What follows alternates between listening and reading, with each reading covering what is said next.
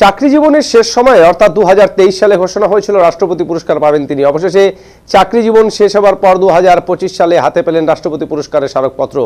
এদিকে রাষ্ট্রপতি পুরস্কারে পুরস্কৃত হয়ে খুশি অবসরপ্রাপ্ত পুলিশ কর্মী বিশ্বজিৎ রায়। তিনি মাথাভাঙা শহরের শনি মন্দির মোড় এলাকার বাসিন্দা। 1984 সালে বালুরঘাটে চাকরি জীবন শুরু তার এবং চাকরি জীবন শেষ হয় 31 আগস্ট 2024। শুক্রবার ইসলামপুর জেলা পুলিশ সুপারের হাত দিয়ে তিনি এই স্মারকপত্রটি গ্রহণ করেন। বিশ্বজিৎবাবু জানান, তিনি 1984 সালে চাকরি জীবনে প্রবেশ করেন নিট অ্যান্ড ক্লিন সার্ভিস, সেই সাথে উত্তর দিনাজপুর জেলার কানকিতে দুটো ডাকাত মেরেছিলেন তিনি এবং বালুরঘাট বাজারে ফায়ার রিকভারি করেছিলেন। তার উপরেই এই পুরস্কার বলে এদিন জানান তিনি।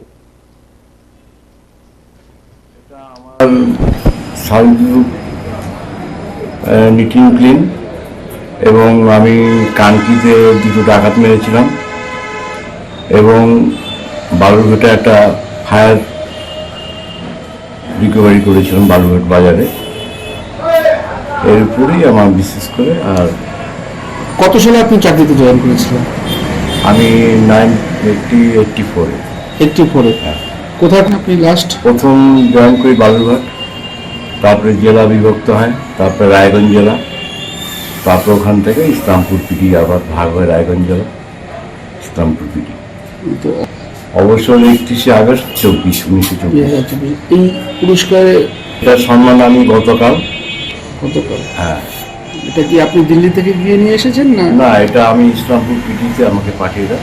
এসপির হাত থেকে? হ্যাঁ, এসপির হাত ধরে এটা দেওয়া।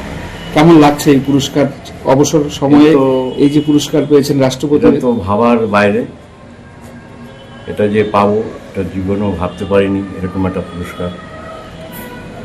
সেটা আমার স্বপ্ন এবং পরিবারের প্রতি আমার সহানুভূতি নিয়ে এটা পাওয়া। আর কি বলবো, এটা একটা স্বপ্নই থেকে থাকবে। এরকম পুরস্কার কতজন পেলেন?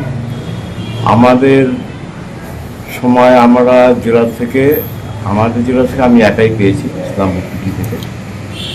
আপনি ইসলামপুর থেকে পেয়েছেন? আদতে তো আপনি মাথাভাঙার মানুষ। হ্যাঁ, আদতে মাথাভাঙার মানুষ। আচ্ছা, আপনার কি নাম? আমার নাম বিশ্বজিৎ রায়।